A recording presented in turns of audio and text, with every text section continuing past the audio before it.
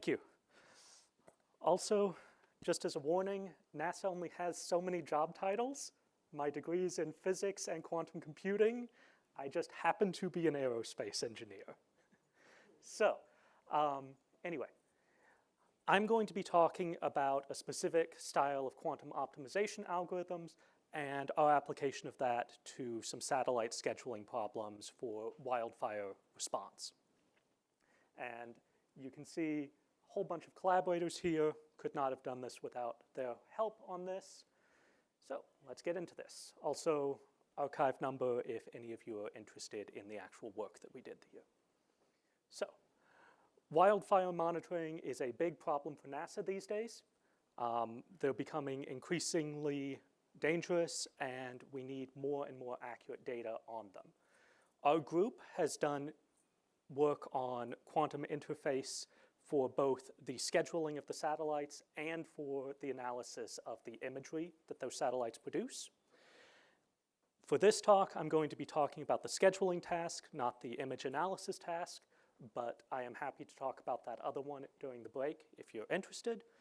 So our goal is we're going to assume we have broad satellite imagery from low-resolution satellites, and we're going to correlate that with wildland urban interface data, where people live and where they interface with potential wildfire risks, and use that to identify for a smaller swarm of satellites where we want those satellites to take more focused data so that we can get information about the wildfires that are happening. So this is what that is schematically. So we have the broad imagery, move that in.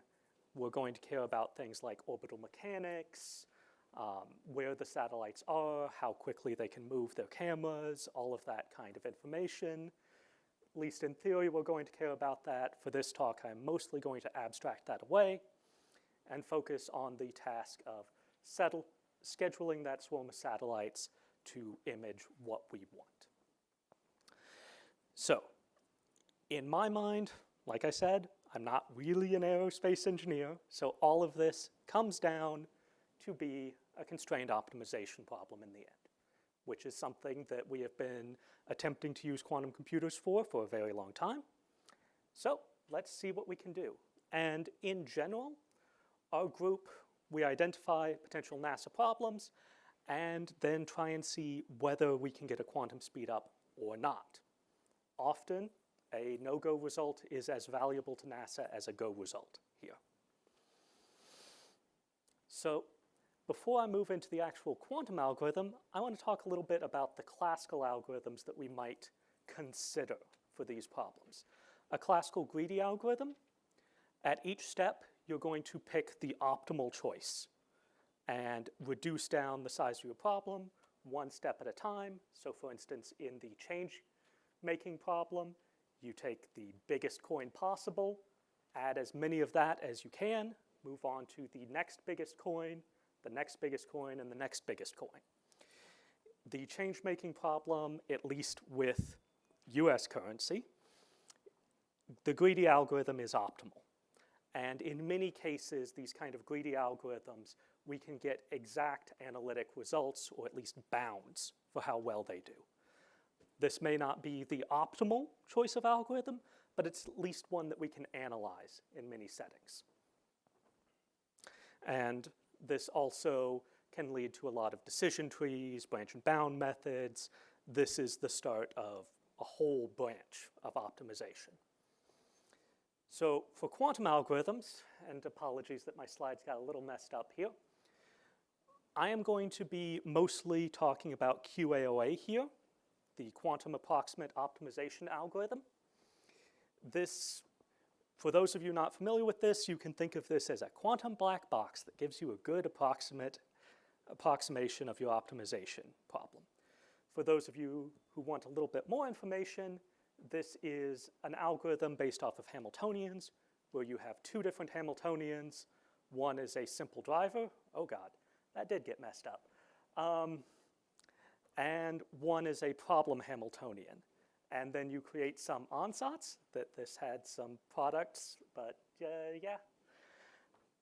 And you create some ansatz based off of this that's then a variational algorithm that you can go back and forth between your quantum computer and a classical computer, optimizing some angles as you go. And your goal is to get the best form of those angles. Okay. This is the quantum subroutine that we are going to be using. Like I said, for the rest of the talk, we can mostly think of this as a black box. The analytics did not necessarily think of it as a black box in this project, but this is as far as we need to go here. One potential extension of this that was proposed by Brady et al. A while back was recursive QAOA. So this was QAOA on a max cut problem, which is basically the simplest form of a graph problem you can have. Basically, I have some graph. I want to color the nodes black and white such that the number of edges between black and white nodes is maximized, or the cut is maximized. This is a very simple unconstrained optimization problem, and recursive QAOA, what it said was run QAOA, pick the edge in this graph with the highest absolute value of the 2-qubit correlator, freeze the nodes in that edge to be correlated or anti-correlated based off what that is, and repeat until your graph basically disappears and you have full correlation and anti-correlation information. This improves on base QAOA quite significantly, and it maintains the problem type throughout. So, like I said, this is a very simple unconstrained optimization problem. We want to look at how we can extend this to our satellite scheduling problem. To do that, we are going to look at what are the bones of this and generalize it into what we're calling iterative algorithms. These are all kets for reference, kets and a bra. So the preparation rule, that's the quantum meat of this. You're going to go through and do some quantum algorithm, get some information about your system, and make some measurements of that quantum system. In the selection rule, you are going to choose which piece of information you care about. So for instance, on the last slide, which edge had the highest absolute value correlator for that edge. And then in the reduction rule, you are going to figure out what to do with the selection that you just made. So for instance, on the previous slide, you're going to fix a correlation or anti-correlation, reducing down the number of qubits in your problem, and repeat until you're done. So this is the bones of what we're calling iterative quantum algorithms. And there's a lot of extensions here. Most notably, this can handle constrained problems now, because these selection and reduction rules are working on a classical level where we can obey the constraints. So for instance, that satellite scheduling problem that I started out with, that turns out to just be a maximum independent set problem. So you have some graph, and you want to know what is the maximum set of nodes in that graph such that there are no edges between any nodes in your set. This is a natural problem for Rydberg atom arrays, and QAOA can work on this, but with a penalty function that would be displayed down here if the sum signs were working. So this problem is amenable to a classical algorithm, a classical greedy algorithm, where we prepare the degrees of all vertices in the graph. So I create some graph with constraints that say, I have this imaging attempt and this imaging attempt, but I can't do them both at the same time because my satellite can't rotate that quickly, or something like that. Or I don't need two images of the same site. So prepare the degrees of all vertices in that node, select the vertex with the lowest degree, add that vertex to your set, and delete all of its neighbors. That is obeying the constraint. And then repeat steps 1 through 3 again and again and again until you have something that's just the set that you want. Theoretically, this has lower bounds, a lot of nice analytic properties that you can prove. There are also other variants. This is what's called min. You can do a similar one called max. So that's a classical algorithm. Can we use the same bones here for something quantum? The answer is yes. Iterative quantum algorithms. Again, there should be summation signs here.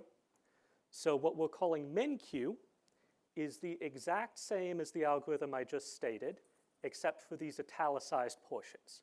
So instead of looking at the degrees of all of the nodes in the graph, we are going to run QAOA, or quantum annealing, or some other quantum or classical algorithm, and find the state that, as best as we can approximate, minimizes our cost function.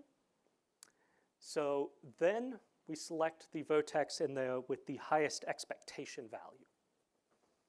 And we choose to fix that vertex to be whatever its value wants to be. And we repeat. Again, there's a way to do this with max. We can also do a mixed version of this between max and min. And we can look at how well this algorithm does. Well, when we're doing depth 1 QAOA, this is where, if you're interested in the actual work, you have to look inside the black box of QAOA. But we can actually prove that for depth 1 QAOA, this algorithm that I just described, that's the quantum version, has the exact same results as the classical greedy algorithm I said. At every step, it will make the exact same choice, which is great because we usually don't have analytic results for QAOA at all, and this sets a bound for the lowest possible depth of QAOA.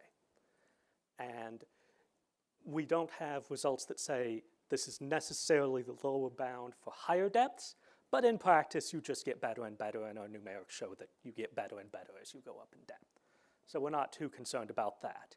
But this gives us a good result. This works for a constrained problem, which again is very hard on quantum computers these days, and will necessarily give you an answer at the end that obeys that result, that constraint. We do have some arguments that if your circuit depth is scaling with the log of your system size, that you can see the entire graph structure on average. That doesn't mean your algorithm is necessarily using the entire graph structure appropriately, but you're at least seeing it all. So it has some hope that this would give you something that would consider all the features. Ideally, we don't want QAOA depth to scale with more than log of the number of nodes in the graph. So this is some hope. So I've been talking a lot about the algorithm itself. Let's move into the actual data. So this is small system sizes we can simulate exactly. And the black is the classical greedy algorithm that I had mentioned. This is average approximation ratio, so closer to 1 is better. Yellow is another classical algorithm. And then the blue, orange, and green are quantum algorithms that resulted from this work. Green is the one that I've been describing mostly in depth. And you can see this is specifically the algorithm that I described with depth 2 QAOA. Depth 1 QAOA, you get the black results again, exactly. So for these small system sizes, we're seeing, yes, this works, everything is good. Now, we don't have 16 imaging attempts with any realistic satellite scheduling problem. So we did have to go past this for actual satellite scheduling problems. Specifically, we employed a form of partitioning where we broke up the satellite scheduling problem into a lot of discrete chunks that were about this size, and then ran classical and quantum algorithms on those discrete chunks before stitching it back together in an appropriate way. The end result of that, again, approximation ratio of 1 would be good. Number of requests is proportional to the number of qubits in the problem. There will be like 10 imaging attempts per request or something like that. And the squares, that's just the classical greedy algorithm that I talked about running fully. The blue circles, that's the partitioned version of the classical greedy algorithm, which in some rare cases actually does better than the classical greedy algorithm.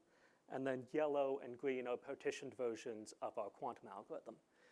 And you can see that here, this is not doing as well for the quantum algorithm as for partitioned classical algorithms. That is largely because our partitioning was small enough that we just didn't capture any of the features. We had to break up individual features to do this partitioning. Larger quantum computers, larger simulators wouldn't necessarily have this problem, and we would expect the quantum results to do better. So that is the majority of my talk. Just one thing in conclusion. I've been comparing these iterative quantum algorithms to classical algorithms and iterative classical algorithms. You may wonder, how does this do compared to the original quantum algorithm?